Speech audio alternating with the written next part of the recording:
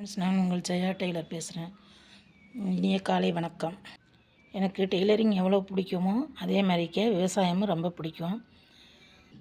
வீட்டிலையே எப்படி தொட்டியில் செடி வளர்க்குறேங்கிறத பார்க்குவோம் வாங்க. இதை பாருங்கள், இது ஒன்றும் இல்லை, ஹெல்மெட்டில் உள்ளது உள்ளார தர்மாக்கோல் இருக்குமா, அந்த தர்மாக்கோலை எடுத்துட்டு மேலே கவர் இருக்கும், அதையும் எடுத்துகிட்டு அதில் மண் நிரப்பி இந்த மாதிரிக்கே போட்டுட்டேன் பாருங்கள். மிளகா விதை இது ஒன்றும் இல்லை, நம்ம வீட்டில் மிளகா மல்லி அரைக்க வாங்குகிறோமா, அதில் உள்ள விதைகள் மிளகாவை மட்டும் எடுத்துகிட்டு அதில் அடியில் இருக்கிற விதையில் எடுத்து போட்டிருக்கேன்.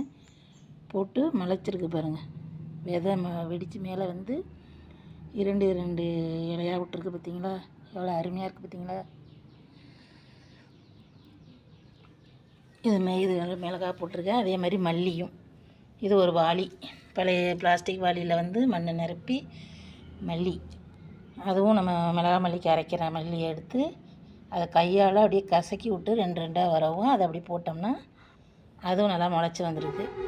இது கீரை, இது நான் கொல்லையில் அன்றைக்கி பறித்து குழம்பு வச்சுட்டு மிச்சம் அந்த தண்டை எடுத்து நட்டு வச்சேன், பசலைக்கீரை.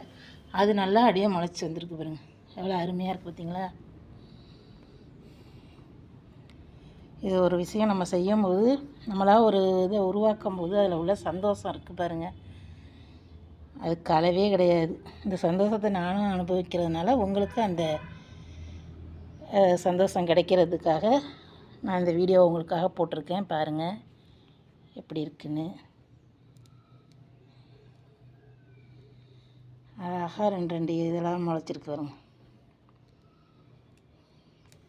இது மாதிரி நம்ம வேஸ்ட்டு இதாக இருக்கிறதே இந்த மாதிரிக்க மண் நிரப்பி நம்ம வீட்டிலையே செடி வளர்க்கலாம்.